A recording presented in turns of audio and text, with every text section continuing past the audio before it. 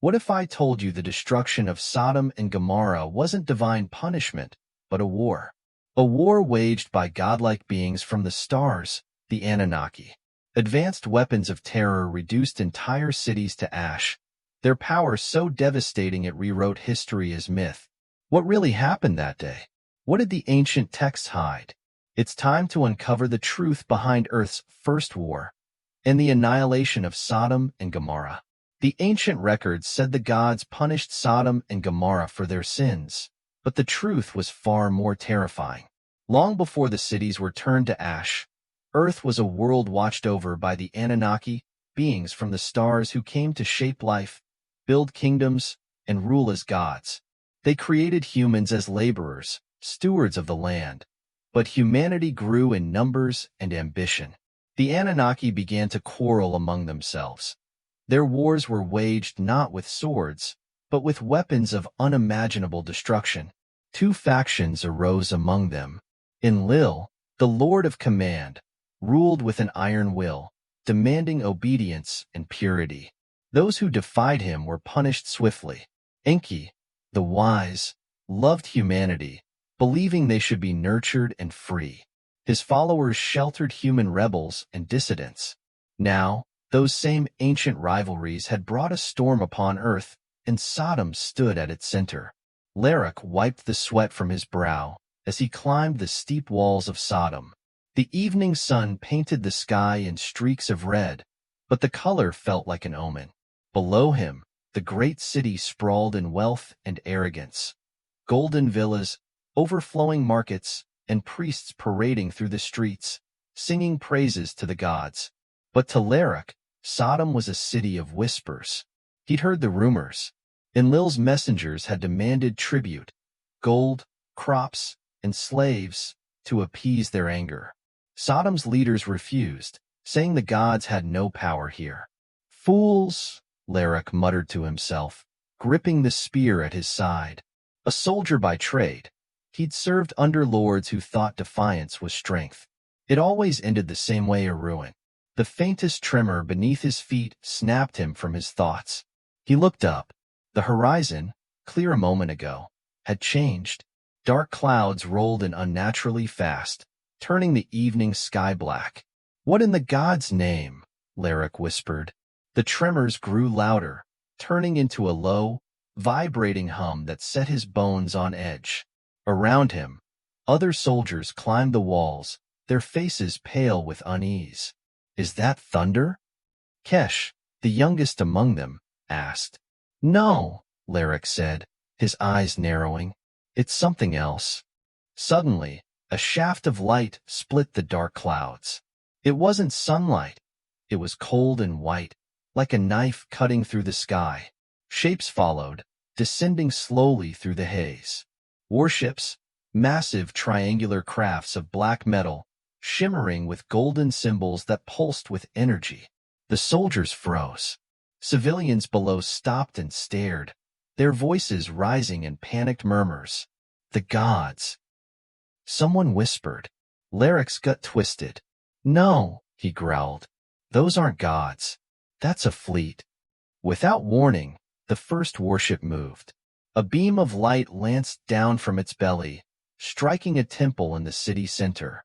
For a heartbeat, nothing happened, and then the building erupted into fire and smoke. The shockwave flattened streets around it, tossing people like leaves. Screams echoed through the city as chaos erupted. The battle begins. Get the gates open. Larak roared, breaking free from his shock. Evacuate the people to Gomorrah. Kesh stood frozen, his face pale. Larak grabbed him by the collar. Move. Another blast struck, carving through a market square. Fire rolled into the sky as civilians scattered like ants. Women cried for their children, men shouted in desperation, and the sound of collapsing stone filled the air. From the warships above, something dropped, dark shapes that moved unnaturally fast. They hit the streets with deafening clangs, unfolding into Anunnaki war drones. 9 feet tall, metallic and insect-like, their limbs crackled with energy blades that hummed with a deadly light. One drone scanned a cluster of civilians trying to flee. Its red optics glowed, and with a single sweep of its blade, the bodies fell in lifeless heaps. Lyric charged. Hold the lines. He leaped from the wall into the chaos below, landing hard but rolling to his feet. Soldiers gathered around him, forming ranks as the drones advanced. The first drone lunged, its energy blade slicing cleanly through a man's shield. Lyric bellowed, sidestepped, and slammed his spear into the machine's joint. Sparks erupted as the drone faltered, and before it could recover, he drove his axe through its head, splitting metal with a screeching tear. "Focus on the legs," he shouted. "They're fast, but they can't balance when they're down." A handful of soldiers followed his lead, hacking at the drones, but they were too few. For every machine they brought down, more fell from the warships. Above them, the sky split again. Another beam struck the northern gate, blowing it apart in a cascade of fire and stone. The warships moved methodically, carving paths of destruction through the city, block by block. Lyric swung his axe again, severing the blade arm of a drone. He turned just as a figure stepped into his path, tall, cloaked in black, untouched by the chaos around her. Her silver eyes glowed faintly in the smoke. "Who are you?" Lyric demanded, his chest heaving. "I am Shera," the woman said calmly, her voice cutting through the noise. "And you cannot save this city." "What are you talking about?" he growled. "We have to evacuate to Gomorrah." Shera stepped closer, her face grim. "You don't understand. This is Enlil's judgment. His forces have activated the weapon of terror, a power so great it will erase this city, and Gomorrah will be next." Lyric stared at her, disbelieving. "Why? What did we do?" Shera's gaze hardened. Sodom defied him. Now it will burn. The ground shuddered violently. Above them, the largest warship began to glow at its center, energy coiling like lightning beneath its hull. Shera's silver eyes widened. "It's starting," she said. "The weapon is charging." Lyric turned to see the massive ship looming directly above Sodom's heart. The light beneath it grew brighter, hotter. "Run," Shera said softly, "while you still can." The ground trembled beneath Lyric's feet as he sprinted through the smoke-filled streets of Sodom. The sky above was no longer blue but a searing red, the glow of Enlil's warships turning the heavens into a fiery furnace. Behind him, buildings collapsed into smoldering rubble as energy beams cut through the city like a knife through flesh. "Move! To the gates!" Lyric roared, his voice raw from shouting. He swung his axe, carving through a crumbling doorframe to free a trapped family. "Go to Gomorrah. Don't stop for anything." Panic gripped the streets. Women clutched children to their chests. Men scrambled to gather belongings, but it was hopeless. The Anunnaki drones patrolled every alley, their red optics scanning for survivors. For every step forward, the people of Sodom seemed to lose ground. Lyric turned, his heart pounding as the largest warship hovered closer to the city center. From its belly, a low hum vibrated through the air, growing louder. The weapon was charging. Shera's warning echoed in his mind. "It's Enlil's judgment.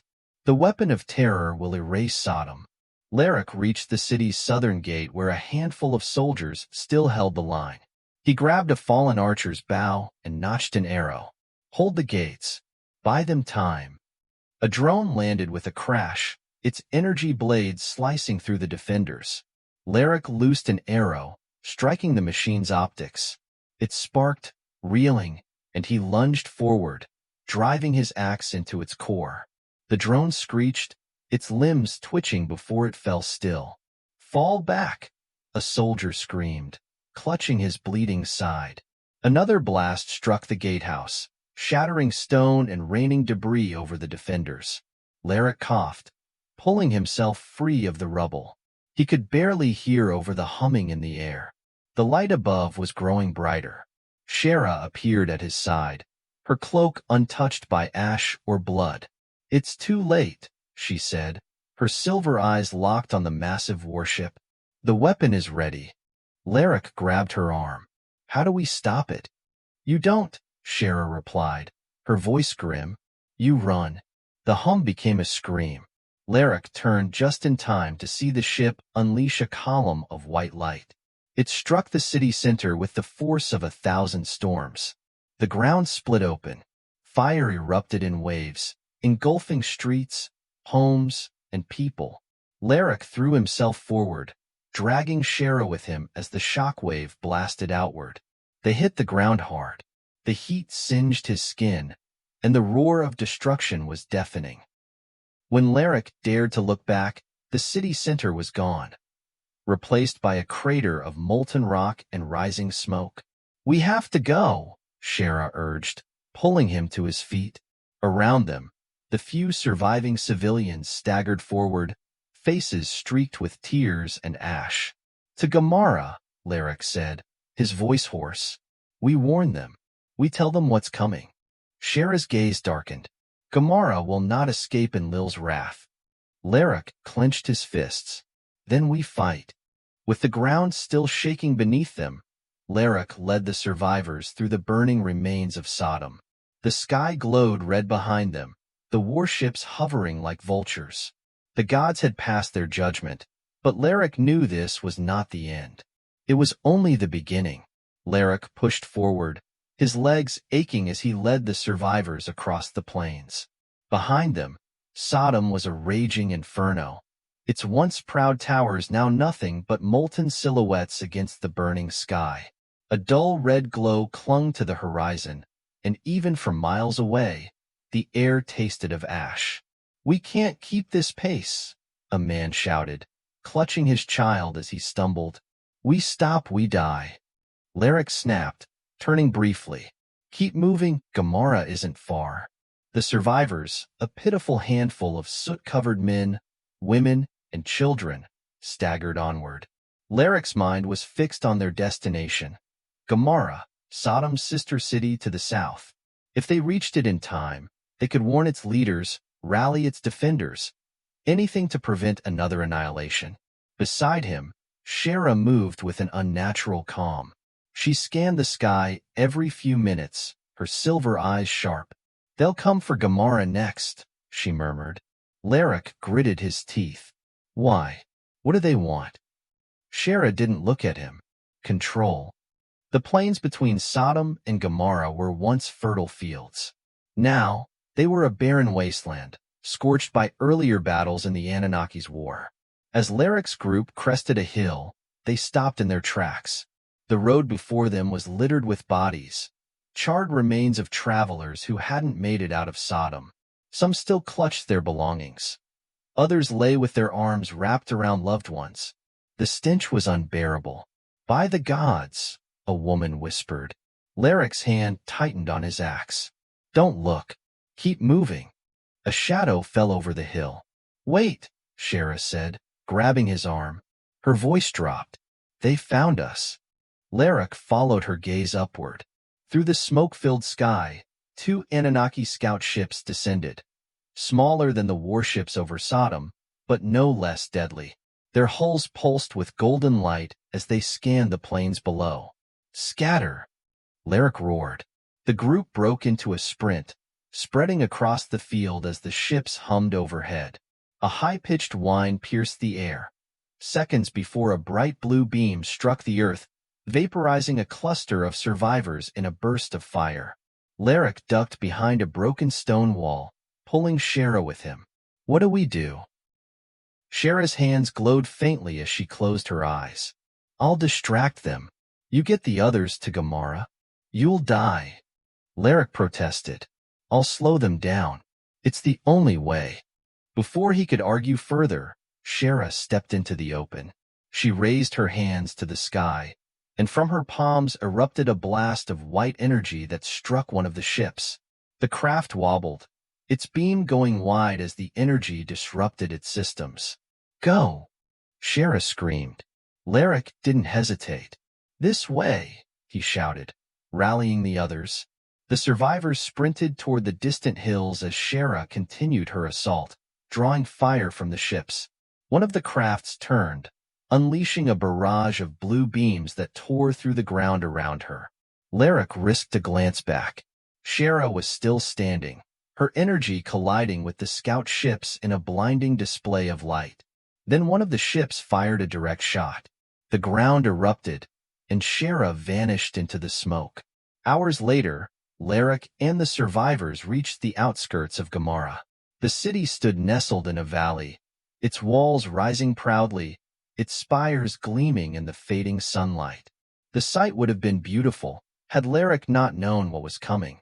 "Open the gates," he bellowed, banging his fist against the wooden doors. "Let us in." Guards appeared at the top of the walls, their expressions wary. "Who goes there?" "Survivors of Sodom," Lyric shouted. "The city is gone, destroyed by the gods." Murmurs spread among the guards. One of them, a captain in fine armor, stepped forward. "Destroyed? By what?" "Listen to me," Lyric growled. "Sodom was annihilated. The Anunnaki's warships are coming for Gomorrah. You must prepare." The captain sneered. "You expect us to believe that nonsense? Sodom was punished by the gods for their wickedness." "No," Lyric said, his voice shaking with anger. "It wasn't punishment. It was war." Behind him, a child began to cry. The captain's gaze flickered to the exhausted survivors, their soot-streaked faces and trembling hands. His expression softened, if only slightly. "Fine," the captain said. "Let them in." The gates groaned open, and Lyric ushered the survivors inside. As the doors slammed shut behind him, he looked to the horizon one last time. The skies were darkening again, and the distant hum of engines returned. "They're coming," he whispered. Shera's words echoed in his mind. Gomorrah will not escape Enlil's wrath. The air in Gomorrah was thick with disbelief. Word of Sodom's destruction spread like wildfire, but the city's rulers refused to accept the truth. They gathered in their gilded halls, priests and lords muttering prayers to gods who would not listen. Lyric stood before the council, bloodied and worn, his voice hard as iron. "Sodom is gone. Your walls will not save you. They are coming." "Lies," a priest spat, rising to his feet. "The gods would not destroy us without cause." Lyric slammed his fist on the table. "This is not divine punishment. It is war. Enlil's warships are on their way, and if you don't act now, Gomorrah will burn." Silence followed his outburst. Then the faintest tremor shook the ground. The chandeliers overhead swayed, and the air grew heavy. A low hum filled the room. Lyric's face went pale. He turned to the window just as a beam of light pierced the sky, striking one of the outer watchtowers. The explosion rocked the city. The council scattered in panic as flames erupted outside. "They're here," Lyric growled, "and you've wasted time." The people of Gomorrah poured into the streets, screaming as Anunnaki warships descended from the clouds. Smaller craft broke away from the larger vessels, dropping war drones into the city. The machines landed in explosions of stone and dust, unfolding their sharp limbs as they marched forward. "Arm yourselves," Lyric roared, sprinting from the council hall. He grabbed a fallen sword and rushed toward the city square, where Gomorrah's soldiers were already forming ranks. The first wave of drones surged forward, their energy blades flashing. Gomorrah's archers let loose volleys of arrows, but the shafts snapped harmlessly against the drone's armor. "Focus on the joints," Lyric shouted, raising his voice above the chaos. He ducked beneath a blade and drove his sword upward into a drone's exposed neck joint. Sparks burst, and the machine crumpled. Around him, the soldiers fought desperately, the streets filled with the clash of metal and the screams of the wounded. Fires spread through the markets, and buildings collapsed as more drones poured in. At the northern gate, a massive drone twice the size of the others smashed through a stone wall, scattering defenders. Lyric sprinted toward it, dodging debris as its massive limbs swung wildly. "Cover me," he bellowed. A handful of soldiers followed, shouting in defiance. Lyric leaped onto the machine's back, driving his sword into a seam along its plating. The drone whirled, trying to shake him off, but Lerick held firm, wrenching the blade deeper. "Now!" he shouted.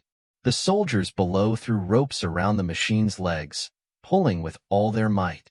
The massive drone stumbled, collapsing with a thunderous crash. Lerick leaped clear just as it hit the ground, the force of the impact sending a shockwave through the street. "Form up," he ordered, breathing heavily. "We hold this gate as long as we can." High above, the largest warship hovered ominously, its core glowing brighter with each passing second. Lerick stared up, his heart sinking. Shera's words echoed in his mind. "The weapon of terror will erase everything." A sudden cry broke his thoughts. He turned to see survivors pouring through the streets, women, children, and the elderly, all fleeing toward the city's gates. "Open the gates," Lerick shouted. "Get them out." "But the drones," a soldier protested. "Hold them back," Lerick roared. "We save as many as we can." The soldiers obeyed, prying open the massive gates. Streams of terrified civilians fled into the open plains, even as the warships above began to rain destruction. Lerick turned back toward the city center. The hum of the weapon of terror grew louder, vibrating through the air like a scream. The clouds above swirled, streaked with unnatural light. The ship's belly opened, energy coiling and gathering. "We don't have much time," Lerick said under his breath. Lerick sprinted through the streets, his eyes fixed on the glowing warship. He cut down 2 drones that blocked his path, his movements fueled by sheer determination. If he could get close enough, if there was even a chance, he would find a way to stop it. But as he turned a corner, he stopped dead in his tracks. At the city square stood an Anunnaki commander, tall and terrible, his golden armor shimmering in the firelight. His eyes glowed like twin suns as he turned to face Lerick, a spear of energy pulsing in his hand. "You cannot stop what has already begun," the commander said, his voice echoing like thunder. The warship overhead pulsed, its glow reaching blinding levels. Lerick's fists tightened around his sword as he faced the being who had brought doom to Sodom, and now Gomorrah. The Anunnaki commander stood like a golden specter in the smoke-filled square. Behind him, the air shimmered with heat as Gomorrah burned, its once mighty walls collapsing under the relentless onslaught of warships and drones. Lerick stared at the towering figure, sweat rolling down his face. The commander's spear pulsed with energy, its light reflecting off the soot-streaked streets. "You brought this on yourselves," the commander said, his voice vibrating with an unnatural resonance. "Enlil's will is absolute." "Will?" Lerick spat, gripping his sword. "This is slaughter." Before the commander could reply, Lerick charged, roaring as he swung his blade with all his strength. The Anunnaki deflected the strike effortlessly, his spear crackling with energy as he countered. Lerick barely dodged the blow, the weapon slicing through the stone wall behind him like butter. "You fight in vain," the commander said, his golden eyes glowing.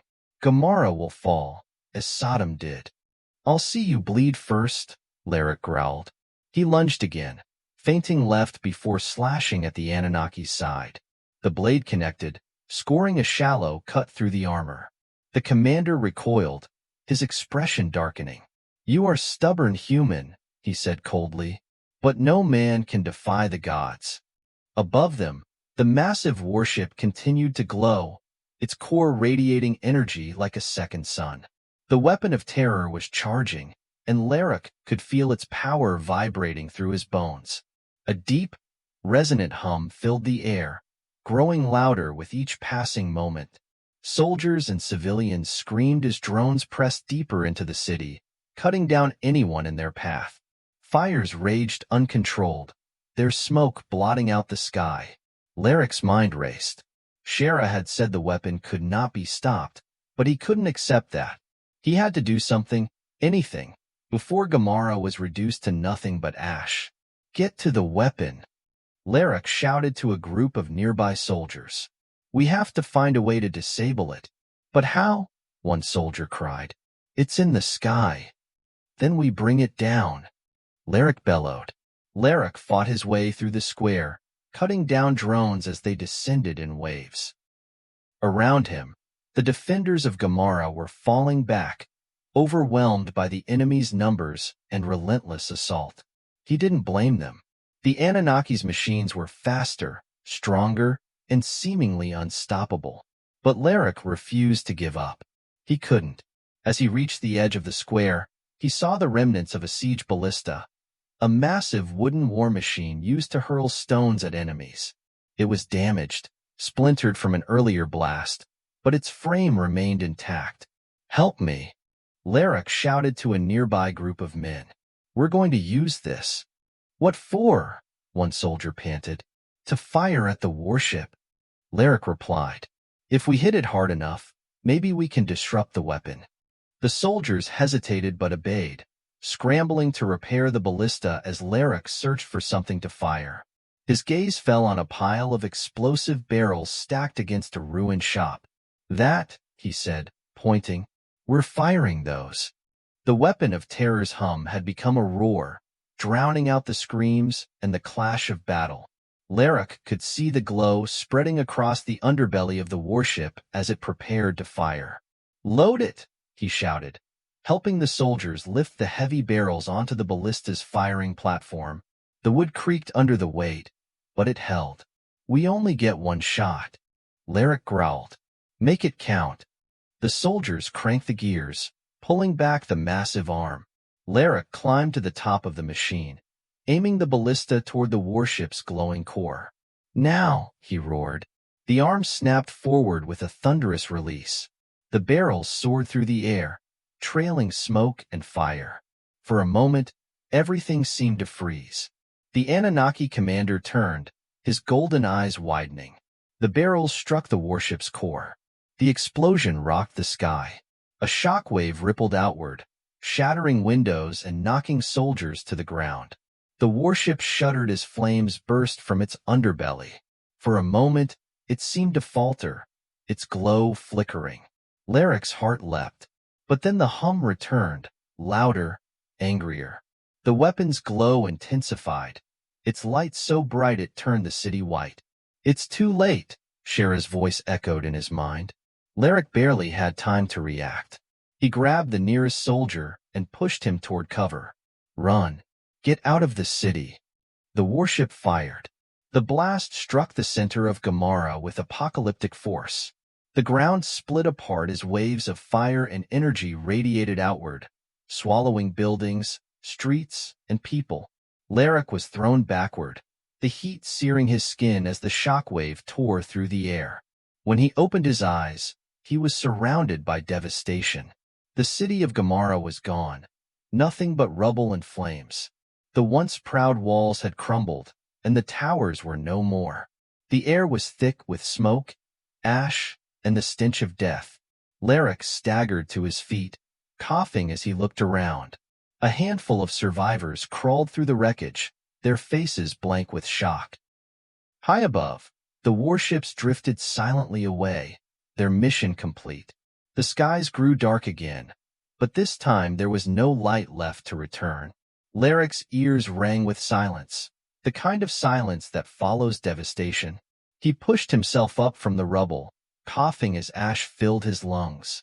The sky above Gomorrah was a swirling black void, lit only by the faint glow of lingering flames. Around him, the city was no more, just a wasteland of broken stone and scorched earth. "Anyone?" Lerick shouted, his voice hoarse. "Is anyone alive?" A faint cry answered him. He stumbled toward the sound, stepping over shattered beams and bodies, until he found a boy pinned beneath the remains of a collapsed cart. Lerick dropped to his knees, straining to lift the debris. "Hold on," he grunted. "You're not dying here." The boy whimpered as Lerick freed him, dragging him out and cradling him carefully. His small face was streaked with soot and tears, but his eyes were still alive. "What happened?" the boy whispered. "Where's the city?" Lerick looked toward the horizon where the heart of Gomorrah once stood. The weapon of terror had carved a molten scar into the land. Nothing remained. Buildings, people, hopes, gone. It's gone, Larrick said softly. But you're still here. Larrick moved through the ruins, his muscles aching as he searched for survivors. Slowly, a handful of people emerged from the wreckage, dirty, broken, but alive. Mothers clung to their children. Elderly men hobbled forward, their faces pale with shock. There were no words, just the sound of shuffling feet and quiet sobs. Shera's voice echoed in his mind. Gomorrah will not escape Enlil's wrath. She had been right. And yet, Larrick refused to let her sacrifice be in vain. We need to move, Larrick said, standing before the small group of survivors. The Anunnaki won't stop here. Their ships may return, and we can't stay in these ruins. A man staggered forward, his face streaked with tears. Where do we go? There's nothing left. There's always something left, Larrick growled. As long as we breathe, we keep moving. The survivors murmured in agreement, too numb to argue. Larrick looked to the shattered horizon, scanning for a path out of the destruction. To the east, distant mountains rose like jagged teeth. We head for the mountains, he said. We'll find shelter there. They had barely taken their first steps when the air trembled again. Larrick's stomach sank. A faint hum reverberated through the ground. The sound of scout ships returning. Get down, he hissed. The group scattered, hiding among the debris as two Anunnaki scouts swept over the ruins. Their lights flickered like searching eyes, scanning the wreckage for survivors. Larrick gripped his sword, crouching low. They're hunting survivors. The ships hovered for a moment, their beams cutting through the ash like spears of light. One ship paused, lingering dangerously close to their hiding spot. Larrick held his breath. The boy beside him whimpered softly, and Larrick clapped a hand over his mouth, his heart pounding. The ship's beam stopped, illuminating the rubble where they hid. Larrick's hand tightened on his sword. If they were discovered, he would fight, even if it meant his death. But then, as suddenly as they came, the ships turned and drifted away, leaving the ruins in eerie silence. They're leaving, someone whispered. For now, Larrick muttered. They think no one survived. As the sky darkened further, Larrick led the group eastward, leaving the ruins of Gomorrah behind. Every step was agony, the path strewn with debris and bodies, but they kept moving. Hours later, they reached the base of the mountains. The air was clearer here, the ground untouched by the Anunnaki's weapons. Larrick helped the survivors settle near a stream, their first chance to rest since the attack. We'll stay here tonight, he said, his voice low. Tomorrow, we find food, shelter, something. The boy he had saved earlier sat beside him, his face still pale. Why did the gods do this? He asked softly. What did we do? Larrick's jaw tightened. He stared at the distant glow of Sodom and Gomorrah, their fires still burning like a cruel reminder. It wasn't punishment, he said finally. It was war. The Anunnaki fight each other, and we're nothing to them. We're caught in the crossfire. The boy frowned. But what do we do now? Larrick looked to the survivors, huddled together for warmth and comfort. We survive, he said firmly, and we remember. The boy looked up at him, confusion in his eyes. Remember what? That we are not weak, Larrick replied. The Anunnaki think they've destroyed us, but they've only made us stronger. We will endure, and one day, we will rise. Larrick's gaze lifted to the sky, where the clouds still churned, hiding the warships somewhere beyond sight. He knew this was far from over, but he also knew they had not been defeated. Not yet. The survivors huddled together at the mouth of a cave nestled in the mountains. Outside, the world was quiet, the distant glow of Sodom and Gomorrah now nothing but faint embers on the horizon. Larrick leaned against the cave wall, his gaze fixed on the stars above, stars that no longer brought wonder, only anger. They think we're nothing, he muttered, gripping the hilt of his sword, but we'll show them. Shera's sacrifice lingered in his mind, her words haunting him. Their weapons are not invincible. Their pride will be their undoing. Larak turned to the survivors. Rest if you can. We leave at dawn. Where? A woman asked softly. Where can we go? To the edges of their reach, Larak replied. There are places the Anunnaki haven't touched yet. But first, his voice lowered, we make sure they remember us. Larak spent the rest of the night with a handful of able survivors, former blacksmiths, hunters, and warriors, drawing out a plan. He knew it was madness, but he also knew they couldn't keep running. The warships have scouts, he explained, pointing to the crude map he had scratched into the dirt. If we can bring one down, we'll send a message that humanity isn't done. How do we bring down a ship? A man scoffed. We have no weapons that can match their power. Larak's jaw tightened. We don't need to match their power. We need to find their weakness. The group fell silent as Larak's eyes turned to a nearby ridge where shards of metal gleamed faintly in the moonlight. It was the wreckage of an Anunnaki drone, half buried from an earlier skirmish. They can be broken, Larak said firmly, and we'll prove it. By dawn, the group had rigged a crude trap in the valley below the cave. Nets of thick rope, spikes buried in the ground, and burning tar ready to be unleashed. Larak's heart raced as he crouched with his bow, watching the sky. Are you sure this will work? Kesh whispered beside him, trembling. It has to, Larak replied. Hold steady. A distant hum grew louder. Larak's eyes narrowed as a scout ship appeared, its golden hull glinting in the morning light. It drifted slowly over the valley, its beams scanning for survivors. Wait, Larak whispered, his hand tightening on his bowstring. The ship hovered closer. Closer. Now, he roared. Flaming tar erupted from the ridges, coating the ship's underbelly in a storm of black fire. The craft wobbled, its systems struggling to compensate. Larak loosed an arrow, striking a panel on its side. Sparks erupted, and the ship's hum turned into a screech. Pull the ropes, Larak shouted. The survivors hauled on the nets, the ropes tangling around the ship's limbs as it descended. The craft thrashed like a wounded beast, its golden glow flickering. With a final shudder, it crashed into the valley floor, smoke rising from its broken form. For a heartbeat, there was silence. Then the survivors erupted in cheers. Larak didn't celebrate.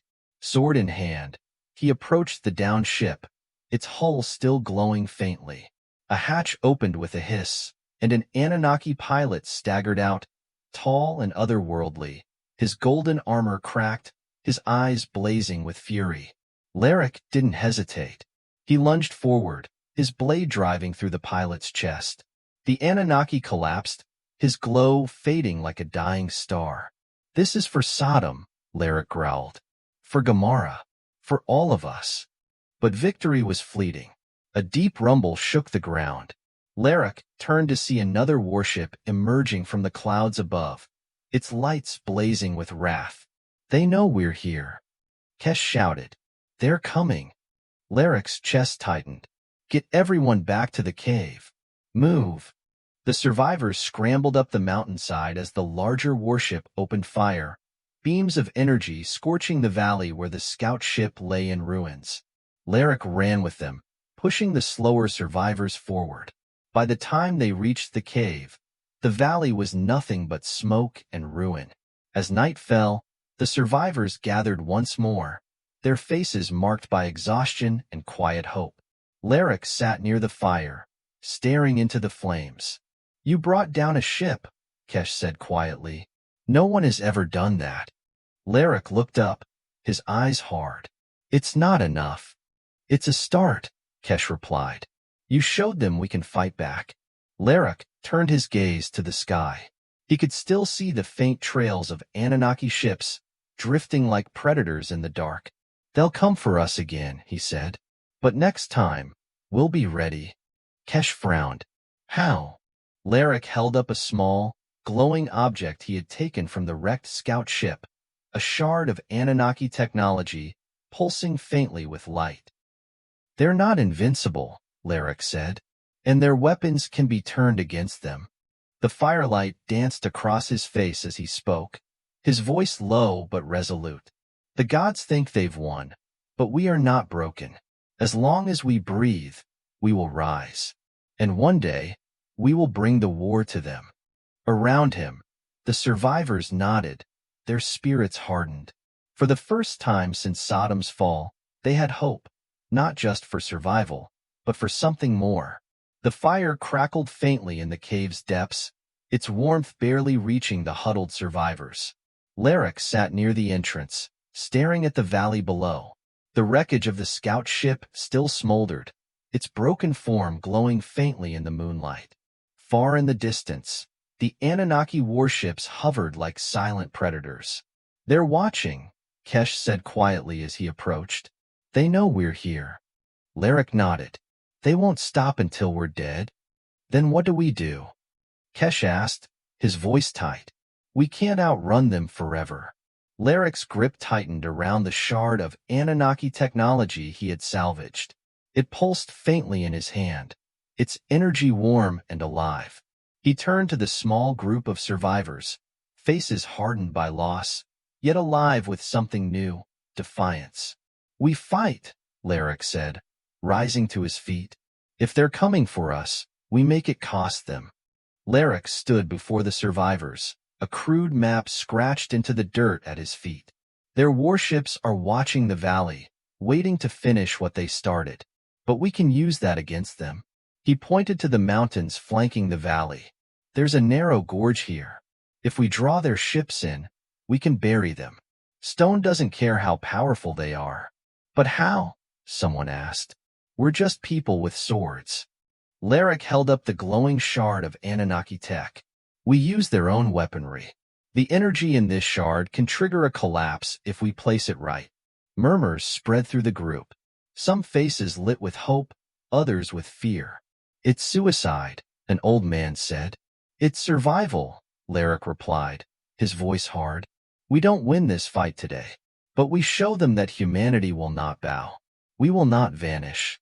Silence. Then Kesh stepped forward, his hand on his chest. I'm with you. One by one, others stood. Lyric nodded. Then let's finish this.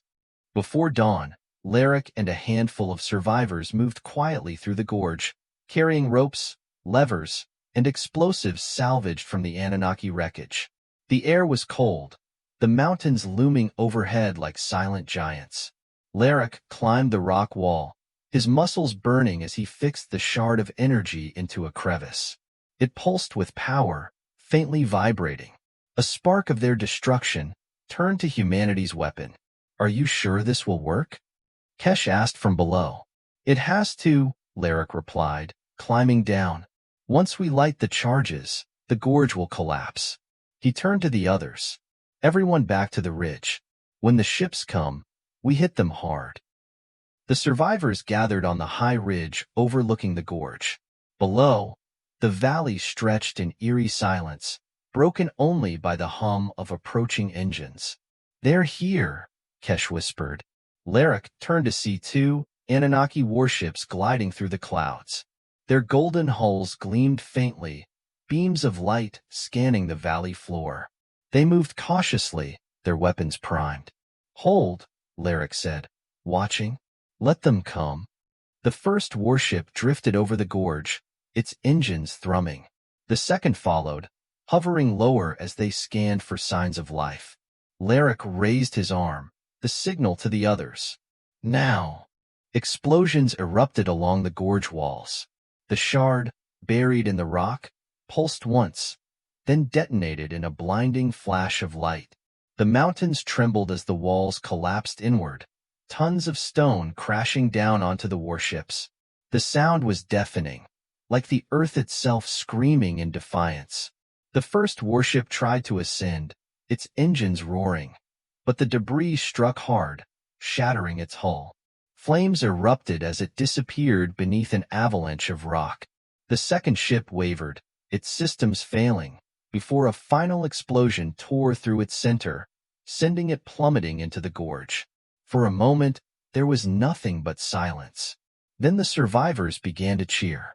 Larrick stood at the edge of the ridge, staring down at the wreckage below. Smoke rose from the shattered remains of the Anunnaki ships, proof that the gods could bleed. Kesh approached, his face lit with exhilaration. "We did it. We brought them down." Larrick nodded, his gaze fixed on the horizon. "We sent them a message. They won't forget us." "But they'll come back," Kesh said, the hope fading slightly from his voice. "They always do." Larrick turned to face him, his expression calm and resolute. "Then we'll be ready." He looked to the survivors gathered around him, men, women, and children who had lost everything yet still stood tall. They had no ships, no great weapons, but they had their will, their defiance, and their unity.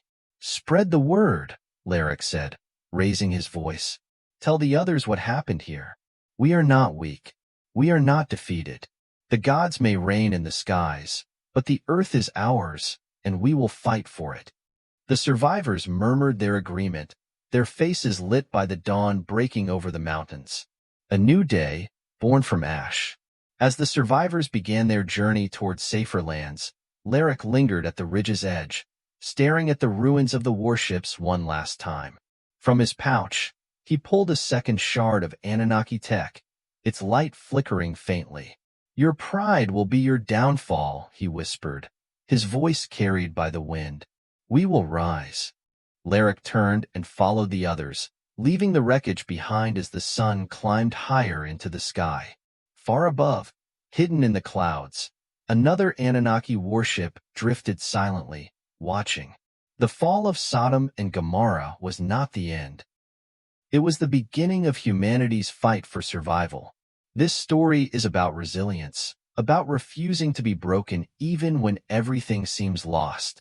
If this story moved you, if it made you believe in the strength of the human spirit, let us know.